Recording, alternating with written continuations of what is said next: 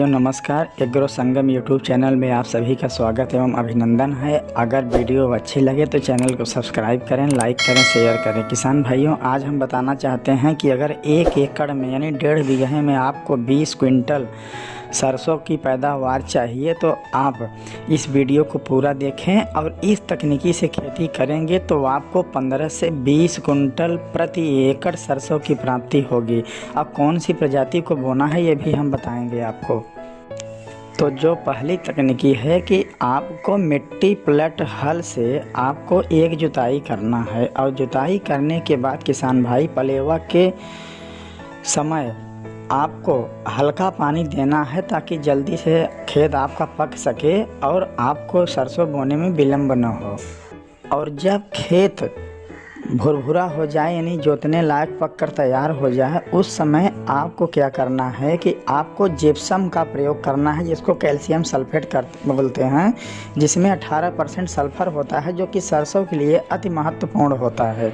और जो कैल्शियम होता है मिट्टी के पीएच मान को कम करता है, मिट्टी को भुरभुरी करता है और उपजाऊ बनाता है।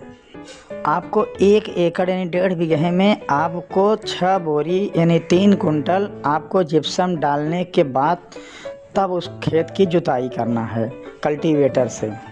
और किसान भाई जुताई करने के बाद उस खेत में लास्ट जुताई के समय कल्टीवेटर में ही पाटा लगा देना है ताकि खेत बिल्कुल समतल हो जाए। और समतल होने के बाद आपको 2 दिन के बाद बुआई करना है ताकि मिट्टी बैठ जाए और उसमें लाइन से बुआई करते समय कोण अच्छे से कट सके। आपको बुआई के समय अगर गिरिराज प्रजाति की सरसों मिल जाए तो सबसे बेहतर है, क्योंकि कम दिन में पैदा होती है और इसका उत्पादन ज़्यादा होता है। बुआई आप 5 किलो प्रति हेक्टेयर की दर से बुआई कर सकते हैं, यानी 1.25 किलो प्रति बीघा की दर से आप बुआई करिए। बुआई के समय आप DAP में मिलाकर आप बुआई कर सकते हैं और इसके अलावा आप उसमें जिप्सम भी मिलाकर बुआई कर सकते हैं।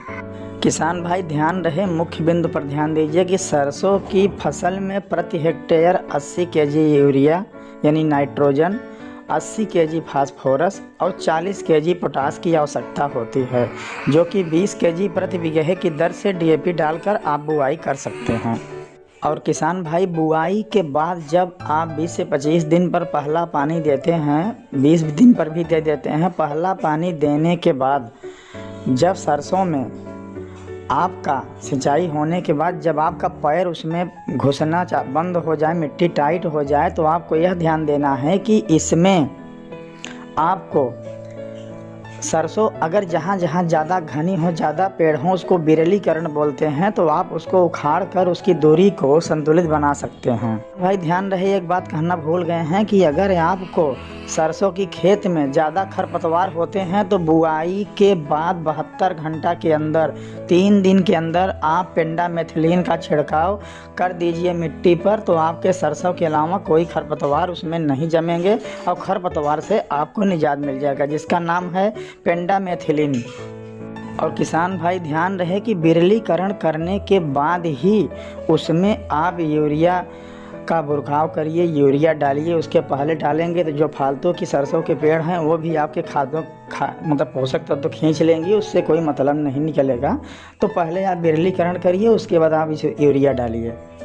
और किसान भाई आपकी फसल अच्छी रहेगी, बढ़िया बड़ी होगी। और जब फूल की अवस्था आ जाए, उसमें फ्लावरिंग की अवस्था आ जाए, पहले फूल आने लगें, तो उसमें यह ध्यान देने योग्य बात यह है कि उसमें परागण तो आपके कीटों के द्वारा, मधुमक्खियों के द्वारा अपने आप हो जाता है, लेकिन इसके अलावा अगर उसमें फूल के समय माहू का प्रकोप होता है, क्योंकि सरसों में एफिड माहू का बहुत प्रकोप होता है, फलियों को चूस लेती है, रसों को चूस लेती है और पैदावार बहुत कम हो जाता है। तो इस पर ध्यान देना है। अगर आप अक्टूबर में बुआई कर देते हैं तो माहू के प्रकोप से आप बच जाएंगे, माहू बिल्कुल नहीं लगेंगे। अगर विलम्ब से बुआई करते हैं तो माहू लगने का कुछ परसेंटेज ज़्यादा होता है, लेकिन घबराने की बात नहीं है। उस समय आपको यह करना है, इमिडाक्लोरपिड दूसरी दवा, डाइमेथोएट और तीसरी दवा मोनोक्रोटोफास। किसान भाई याद कर लें, इमिडाक्लोरपिड, डाइमेथोएट और मोनोक्रोटोफास तीनों दवा में से एक दवा को लेना है और इसमें पूर्ण रूप से छिड़काव कर देना है। तो माहू आपको 1 घंटे के अंदर सब कुछ नष्ट होकर और फसल अच्छी होगी। जब जब माहू लगे तब तक आपको केयर करना है, हर हफ्ते या 15 दिन पर जब तक माहू का प्रकोप है आपको छिड़काव करते रहना है। यानी 1 से 2 छिड़काव करना पड़ेगा। तो ये आपकी फलियों का रस नहीं चूसेंगी, जिससे दाने बड़े होंगे, तेल का परसेंटेज ज़्यादा होगा और प्रोडक्शन भी ज़्यादा होगा। ध्यान रहे, अगर माहू के समय पाले का प्रकोप हो रहा है, कोहरा ज़्यादा पड़ रहा है, ओला ज़्यादा पड़ रहा है, अब फूल मरने की आशंका है, अब फूल मर रहे हैं, फूल कम संख्या में लग रहे हैं, तो उस समय किसान भाई आप लोगों को कार्बेंडाजिम प्लस मैंकोजेब M45 और Z78 जो कि मार्केट में यूपीएल कंपनी के आपका मिलता है, क्या कहते हैं कि साफ के नाम पर मिलता है, कार्बेंडाजिम मैंकोजेब, और एक आपका इंसेक्टिसाइड कीटनाशक जो कि माहू के लिए आप छिड़काव कर ही रहे हैं।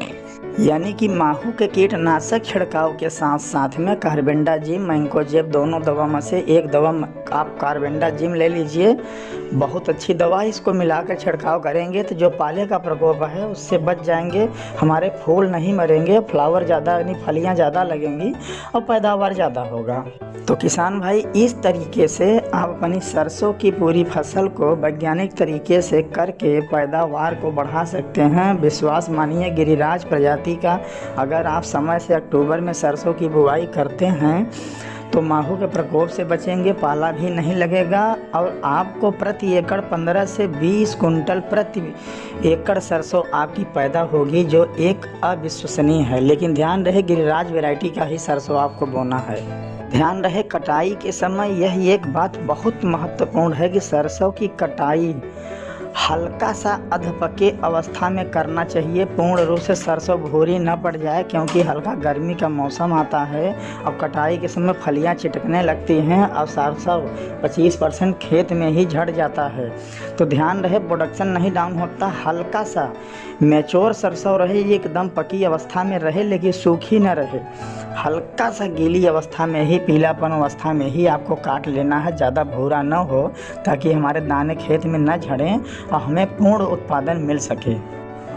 और कटाई करने के बाद खलिहान में आप सरसों के समस्त बोझों को, ढेर को इकट्ठा करके वहाँ पर आपको एक जगह पूरा पूर्ण रूप से इकट्ठा करके खूब दबा के आपको उसका इकट्ठा वो लगाना है, घूरा लगाना है, ताकि 2 से 3-4 दिन के अंदर वो पूरा का पूरा भपक के पक सके, एकदम मैच्योर दाने काले हो जाएंगे और आप मतलब थ्रेसरिंग करेंगे या उसकी सटकाई करेंगे तो एक बार में ही दाने निकल जाएंगे, आपको ज़्यादा मेहनत करने की आवश्यकता नहीं है।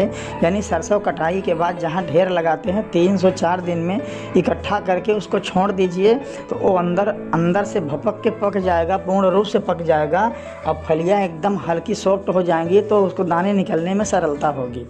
तो किसान भाई इस तरीके से सरसों की पूरी वैज्ञानिक खेती कर 1 एकड़ में 20 कुंटल आप पैदावार कर सकते हैं। धन्यवाद किसान भाई, अगर वीडियो अच्छा लगे तो इसको शेयर करिए।